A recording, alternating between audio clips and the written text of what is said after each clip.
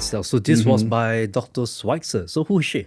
Who is Dr. Mary Schweitzer? Oh, she's a lady from Montana who studied under Jack Horner, who's a famous dinosaur expert. And she, in fact, was very surprised at finding these. And she told Jack Horner, who is also wondering, well, how could they possibly be around after millions of years? And the creationists are going to love this.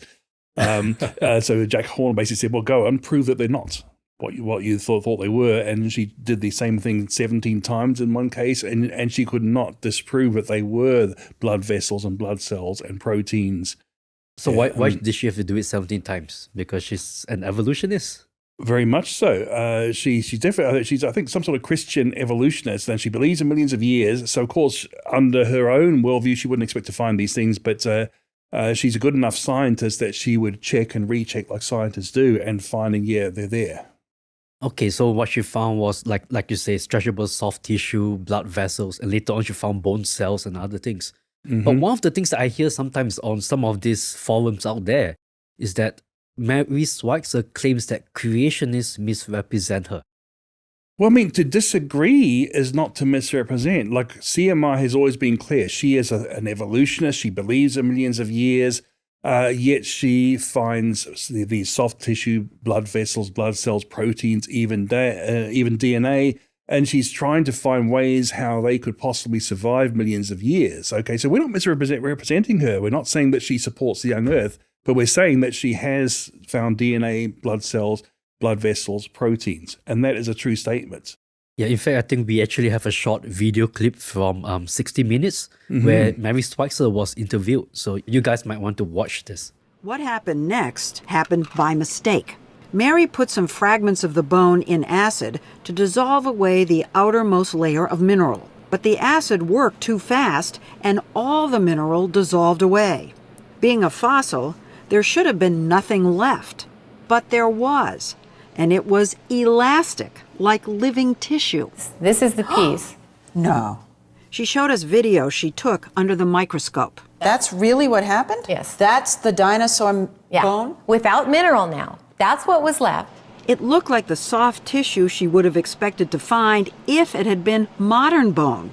This was impossible. This bone was 68 million years old. So you see this and you think, what? You I didn't want to tell anybody. You'd be ridiculed, Yes. right? And so I said to my technician, okay, do it again. I don't believe it.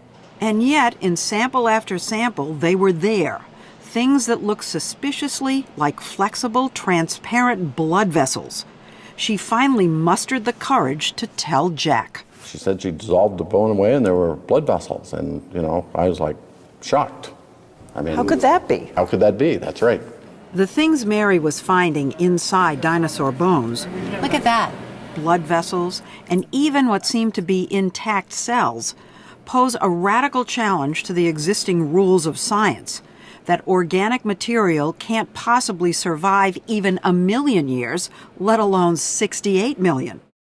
And so here we see Mary Schweitzer find this soft tissue. But you see, it's not just Mary Schweitzer, because this soft tissue finds has been around for many decades. And many evolutionists are not aware of this. In fact, as early as 1954, in the scientific literature, we have actually amino acids from a stegosaur and from fish, so-called ancient fish. 1962, they found collagen. In 1963, they found collagen in fish, again, Devonian fish. 1966, collagen and blood vessels in dinosaur bone. So this stretched all the way back to the 1950s and 60s. But often, I presume, not very well known. They're buried in the scientific literature, and most people, and probably including most of us at CMI at one time, were not aware of these things.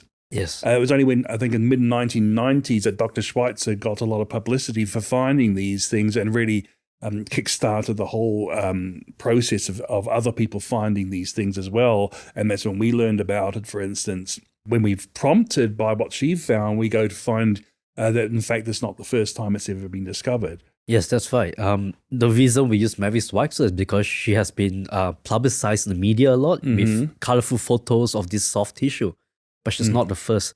In fact, I'm actually maintaining a database of scientific papers documenting dinosaur soft tissue and ancient soft tissue. with Dr. Brian Thomas from ICR as well. Oh yeah, Dr. Thomas knows what he's talking about because he's got his PhD from a university in the UK on collagen and fossils. So he's a real specialist in this area.